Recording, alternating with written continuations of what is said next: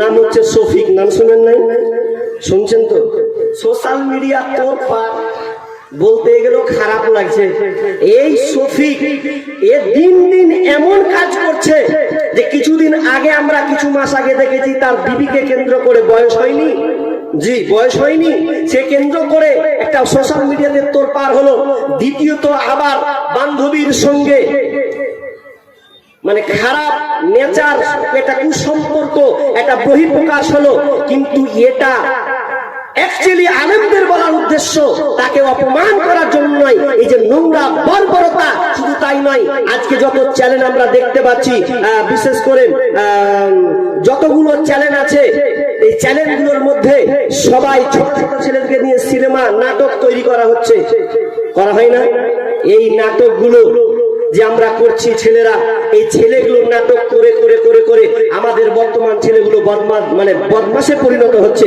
কারণ সেই নাটকে প্রেম করা শিখাচ্ছে, সেই নাটকে টাকা চুরি করতে হয় শিখাচ্ছে, সেই নাটকে শ্বশুর শাশুড়ি ঝগড়া কেমন লাগে, মানে বউ শাশুড়ি ঝগড়া কি করে হয় সেটা শিখাচ্ছে। তাহলে এই যে নির্ভরতা, মানে এত জাহিলিয়া কর্মকাণ্ড আমাদের শিখানো হচ্ছে, তাহলে ওটা বয়কট করা উচিত নয়? সকলেই বয়কট করা উচিত, কারণ এগুলো চলবে না। সাবধান, এই শফিক আস্তে আস্তে এতটা নিম্ন পর্যায়ে চলে গেছে।